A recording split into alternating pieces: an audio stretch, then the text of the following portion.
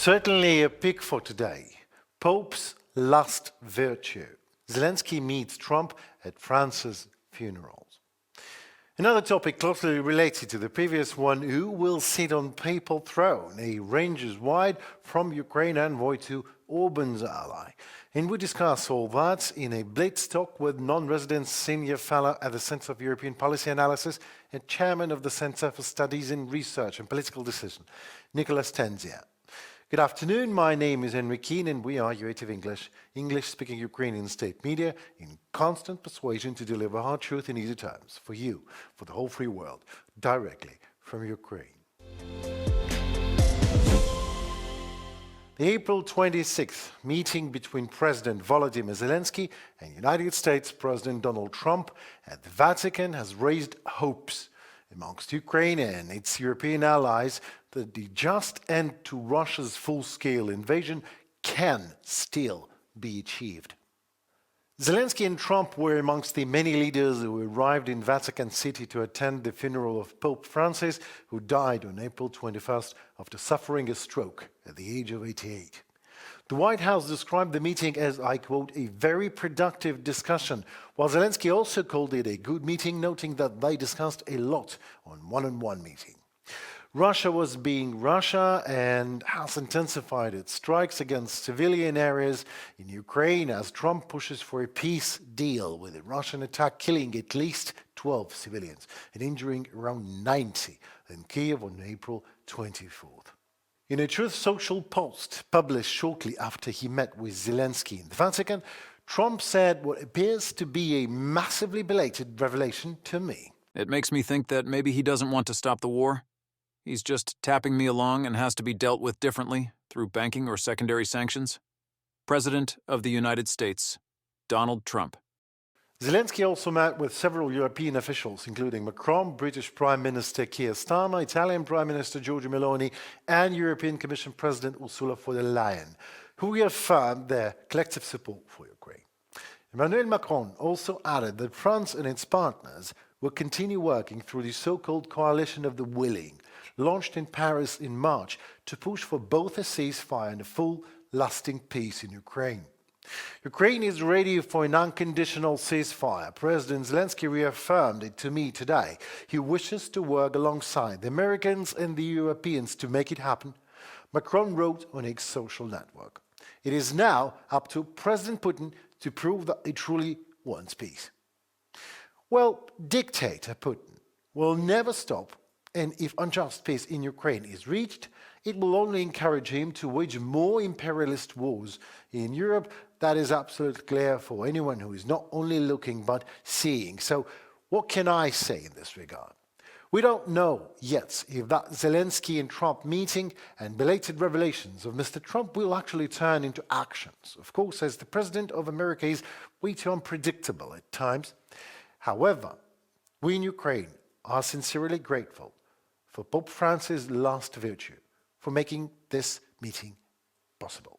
Thank you so very much, Your Holiness, and may you rest in the same peace that you advocated for.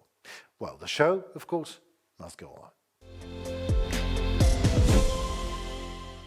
In the coming days, cardinals will converge in the Vatican to choose the next head of the Catholic Church. Pope Francis was lauded by his supporters as a reformer who infused the Church with compassion and humanity. But his legacy in Ukraine is far more complex. The first Latin American pontiff's statements on the Russia-Ukraine war were often seen as what they actually were, relativizing the aggressor's responsibility.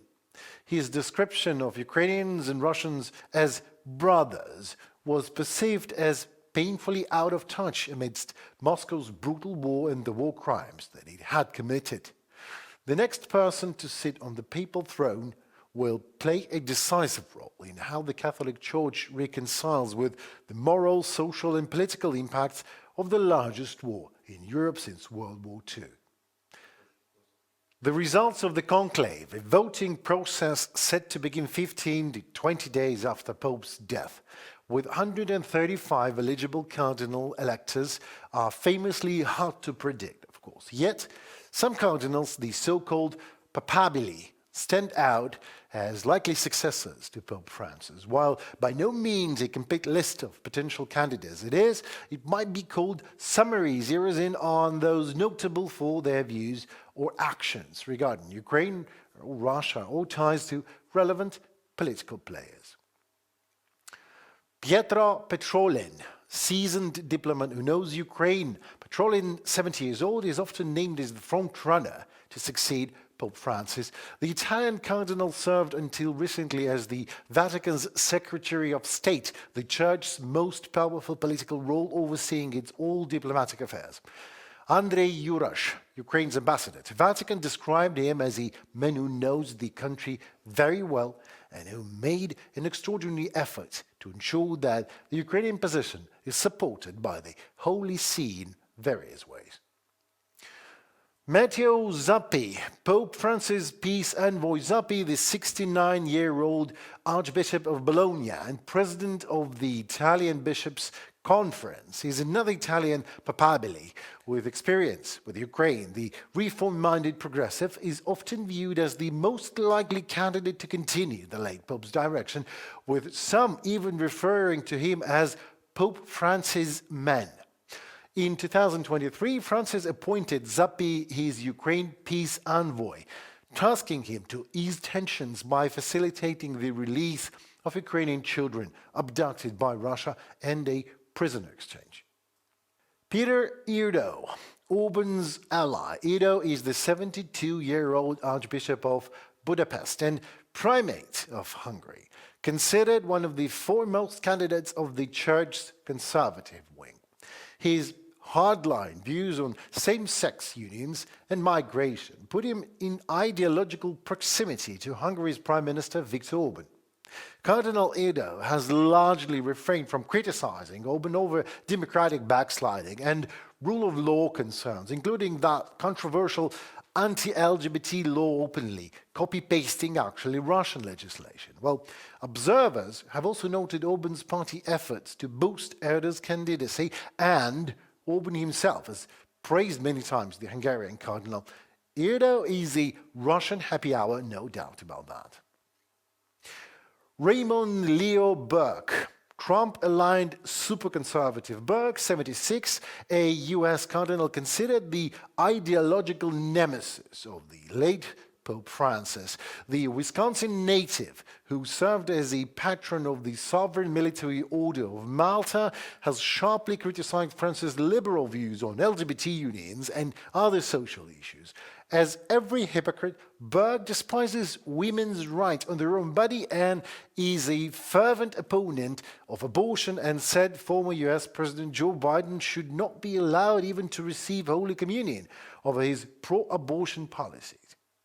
The US cardinal also has a penchant for conspiracy theories, saying usual things for these kind of people. You know, like the COVID-19 pandemic has been used by certain evil forces to advance their evil agenda. And he also criticized vaccinations, of course. Indeed, Trump aligned malignant populists with the ignorant constituency, a lot of them. Now, Robert Sarah, anti-woke Pope, admiring Russian Orthodoxy. Sarah, the 79-year-old prelate from Guinea, is one of the several papabili hailing from the African continent. While not seen as the most likely successor of the papal throne, Sarah has caught the attention of the online right-wing crowd with his firmly conservative views on issues ranging from migration to secularism. His writings often warn against the decay of Western society due to the abandonment, of course, of its Christian roots. At times, when lacking inspiration and faith in God, he was looking for in it a Russian Orthodoxy, sure. In Russia, the Orthodox Church has to a great extent resumed its pre-1917 role as the moral foundation of society. He says, just another African Putin of sorts, power and suppression of free thought tossed to his constituency under the disguise of moral foundation. Have no doubt, this Pope will hail even a slavery trading if only it would have brought him more power and control. Meet Luis Antonio Gokim Tagle, a progressive who runs humanitarian aid for Ukraine. Tagle, a 67-year-old Filipino cardinal, is frequently cited as one of the leading candidates for the papacy. Should he be elected, he would actually make history as the first Asian pope ever. Tagle is seen as a progressive, focused on social issues and pastoral work rather than theological matters. He has his foot in several dicasteries and curias, including the dicastery of evangelization. As the former head of Caritas Internationalis, the church-run network of humanitarian aid organizations, Tagle oversaw efforts that provided relief to some 160,000 people in Ukraine and Ukrainian refugees abroad at the start of Russia's all-out invasion against Ukraine in 2022. Nevertheless, Tagle has been restrained, to put it mildly, in his commentary on the war, turning to general phrases and blah, blah, blah about suffering and war rather than actual denunciation of the aggressor. In general, what almost all papas are almost epitome of power and some general phrases about, peace, whatever the particular cost is for Ukraine. They don't like people to be killed, of course. So they're looking for a dialogue with a killer. War is bad, so Ukraine must cede the land, for example. War is bad, so Ukraine must capitulate, as it is the fastest way to peace. War is bad, but not that bad from a Vatican's perspective. Of course, it has nothing to do with faith. Pure power and control over those who they call the flock. Nothing personal, just business. Have no doubt these people would have crucified Christ again if he had come to charge them in hypocrisy and reveal their appeasement of a brutal, bloody Russian aggressor for what it is, betrayal of the ideals of Christianity.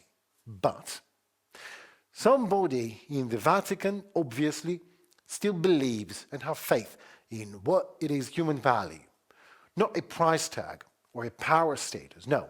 And that, or those people, somebody even bent the protocols of the arcane to get our Ukrainian President Zelensky seated in the first row, which is an unthinkable effort, actually, that deserves a huge thank you from Ukraine's side, no doubt about that. So maybe actually there is hope.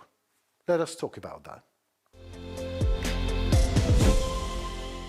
Well, let also us talk about that with someone who knows, senior fellow at the Center of European Policy Analysis and chairman of the Center for Studies in Research and Political Decision, Nicolas Tenzier, joins us tonight for a tricky conversation. Mr. Tenzier, hello. Thank you so very much for joining.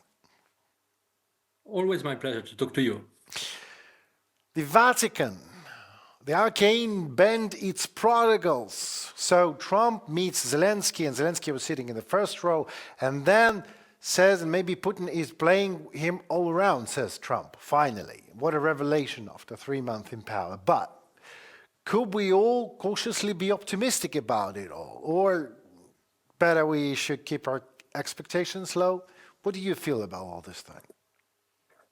Well, I'm very cautious about what Trump is saying. I'm not saying that he was not sincere when he says that probably, Putin is trying to fool him, and certainly he did. But the problem is that quite often, Trump has changed his mind. I remember already 2 months ago, he said that Putin must face retaliations because he's not sincere, because he doesn't want peace, etc. And then after that, we see Trump, and Vance and Witkov and other guys around him, basically embracing the Kremlin's narratives and trying basically to put Ukraine under the bus with a so-called peace agreement that was not. So that's why I'm very cautious, because now he's back to the US, and certainly on Monday, on Tuesday, he will meet the other guys, J.D. Vance and others, and then probably he will change his mind. Most probably, my thoughts exactly. But I mean, I just can't help myself being cautiously optimistic about it because I'm living in Ukraine. But so at least to see these people talking to each other, and at least to see the Vatican's position was, well, it was great. But Zelensky met also Emmanuel Macron and other leaders, of course, but Emmanuel Macron seems to be playing the main role, and this role is growing in all European safety structure and infrastructure and architecture for whatever that will be. What about the French nation? Does he have a carte blanche for it from the people, you think? Yes, I will say certainly most of the French people, I mean, all the opinion surveys show it very clearly, are supporting Ukraine. And they consider Russia a major threat to European security as such. So basically, there is support about the majority of French people, even if you have the people from the far right and radical left being more, I will say, sympathizers of Russia. But on the other hand, I am not sure that all the French people and the European people, that's true also in the UK, in Germany, even in Poland, etc., ready to fight a war against Russia and ready also to send major troops, in Ukraine, with the risks that it will certainly probably trigger a kind of confrontation with Moscow. That's something that I am afraid of. Of course, I think Macron is pledging for sending troops in Ukraine, and that started, you probably remember, on February 26, 2024. Right. And at that time, it was no questions of so-called peace agreements or negotiation with Russia or anything like this. No, we have in a different kind of position, and the problem is that you have, when it comes about the coalitions of the willings, you still have a lot of discussions about what sending troops could looks like, because there are different kind of options. There are the protection of Ukraine from other European countries, Poland, Baltic states, etc. And then there is basically boots on the ground, and boots on the ground certainly will be, in my view, the better option. And I am advocating this since long. I mean, because I was already on February 24th, 2022, saying that certainly we cannot win a war if we are leading this war by behind and not fighting the war ourselves.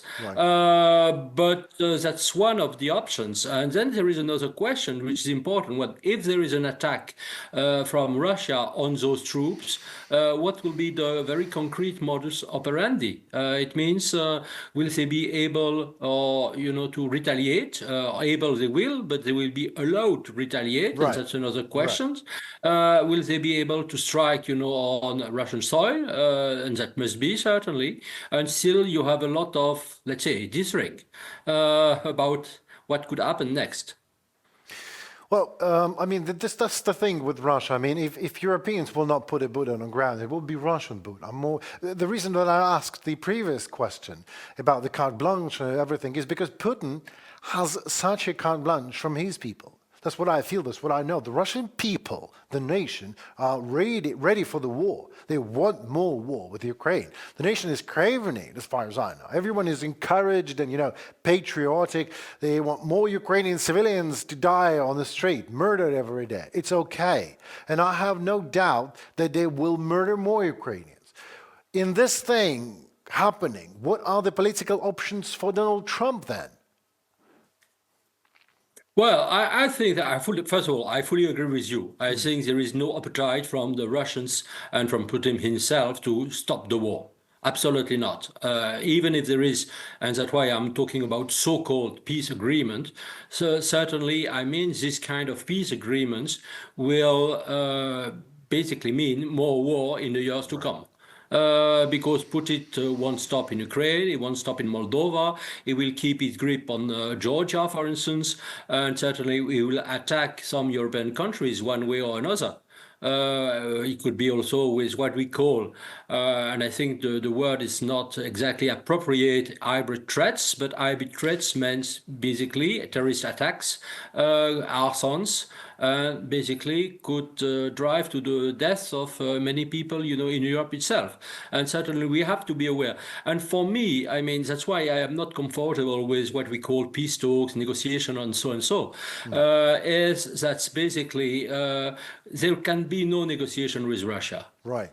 There could be a full defeat of Russia. That's all. I mean, the very idea is that there could be something like an agreement and something which Putin could agree, a kind of settlement, even if, which is not acceptable in my view, Ukraine cedes some part of its territory. I think that's a kind of basically fool's game. And we must be aware of that. And that's why I am trying to dissuade my friends and colleagues, especially in TV shows in France, to talk about this kind of negotiations. And they have also to refrain talking about the inevitable defeat of Ukraine. I think because Ukraine is not defeated. Ukraine has a huge potential. Huge potential, because last year, Ukraine has manufactured 1,500,000 of drones. This year, it will manufacture 3 million of drones, and also it has a capacity to build new missiles and to basically conduct attack on Russian soil, which are more and more effective. And so basically with the support of the European allies, because when it comes from the US, I think that's over. And we have certainly to make, unfortunately, this very blunt statement, but with the support of Europe, basically, Ukraine can win the war. And by winning the war, I mean basically take back control of the lost territories. Right. Of course, it won't happen in the 3 months or 6 months to come. Unfortunately not. But I think if we have, I mean, a long-term view, 2 or 3 years, certainly is still a possibility. But we have to keep our pressure and not to search for a kind of completely mocked peace agreement. Amen to that. Don't get me wrong. But when you say we, you mean Europe, right? Absolutely, absolutely. Right. Europe, with, I do hope, the support of some others, namely Japan. And I think that Japan must be considered a true ally of Ukraine, because Japan certainly knows perfectly, the threat coming from Russia, and it knows as well that if we are not able to deter Russia, then of course the China's threat will also increase. Right. With true threats, I mean to Taiwan, but also to other Asian countries. And I think that South Korea, of course, is now facing a huge political crisis, but I think that South Korea exactly is the same. And Taiwan, that's something that I wrote in my last book, is also an ally, and I think Taiwan is doing a lot. Taiwan is supporting Ukraine, as you know, very much. Yes. Because basically they are fighting against the same kind of enemies. Yes, we are. But talking about Europe, some of the experts I recently talked to, for example, senior lecturer in King's College, Frank Ledwidge, he openly says that without the United States, Europe is just weak. He says NATO is 80% American, and that's it. If America leaves out of the door, Europe is naked. It's impossible for Europe to even defend itself, let alone Ukraine. Do you believe this is the case? Well, basically, I beg to disagree with him. Because I think that Europe has the ability. Of course, we have to dramatically increase the share of GDP devoted to defense. Certainly, we have to go to 5%, certainly. And we have certainly to create a kind of NATO-like alliance. Could be NATO without the US. I know that we will face problems immediately, but I think at the middle run, I think we will be able to certainly to replace, I mean, the US. Just look, I mean, Europe, that's 500,000 people. The US, that's 320. Russia is 140, and so basically, I mean, if we consider just the capabilities of Europe, and Europe is 10 times more the GDP of Russia. So to talk about, the inability of Europe basically to fight against Russia, I think that's absolutely wrong. Well, But of course, there must be the will to do so. There must be the will to do so, and that's the question. I mean, this is why, exactly. I mean, that was my next question. I mean, I prefer to listen to Mr. Ledwidge and to you and to combine them beating because I'm trying to keep my expectations low. I know that there's a $27 trillion economy next door. Europe is huge, but the political will, Putin has the political will because he has no choice anymore. He was already in it, right to his ears, maybe even deeper.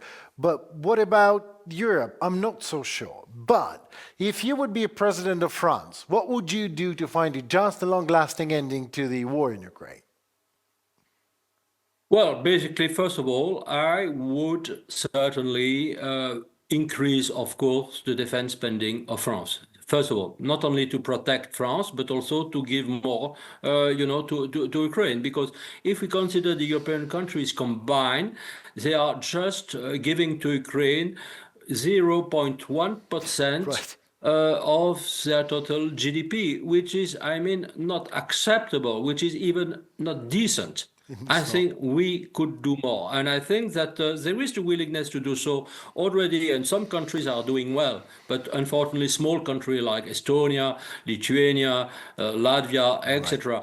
But I think that the major European countries like France, the UK, because that's Europe, not even not the EU, plus Germany, I think must do more. And I think if we are listening very carefully to what the new Chancellor Friedrich Merz is saying, there is, I mean, this willingness of Germany, which is completely new, completely, and that's a big, major change with Olaf Scholz. Certainly. absolutely. So I think that will be the first thing. That will be the first thing. The second thing is I will certainly advocate not, I mean, peace talks or negotiations. I will certainly advocate that we must do more basically for war. We have to deter Putin, and we cannot deter Putin if we do not have boots on the ground. I know that's a very difficult position for France, but I'm sure that Emmanuel Macron is pretty convinced of what I am saying, and especially that we cannot fight a war and win a war only, I mean, from behind. But there is, I mean, this difficulty, of course, to convince the other countries. But you have, I mean, all the report, especially from the intelligence agency, you know, in Germany, in the UK, in other countries, showing that basically we will be the next. So you are talking Russia has no choice than to continue the war because of Putin's madness and ideology, because otherwise, certainly, he will lose powers. But I think that Europe has no choice as well. True. We have to understand that we do not have choice. Otherwise, I mean, in 20 years, we will all speak Russian. Exactly. I mean, I know it. I know it because I've been here since the first week of this war. I've been everywhere through Ukraine, and I've seen no mercy ever shown by Russia. No will to step back. No will to say that there was even a terrible mistake. Exactly. Not only from Putin. He has this carte blanche from his Russian nation. And what you just said, we just imagined you as a president of France. Well, what can I say? Vive la France. That's all I can say because it's amazing. I wish you luck in the next ballots, Mr. President. Thank you so very much for your interview for now. Thank you so much. Thank you. Goodbye. Well, that was it for this week. My name is Henry Keane and we are UATV English, that's right. In English-speaking Ukrainian state media in constant persuasion to deliver hard truth in easy terms for the whole free world directly from Ukraine. We ask of you a little something in return. Please like, share, and comment. Your voice matters as it in turn helps Ukrainian voice to be heard globally. Meanwhile, stay safe and we talk soon.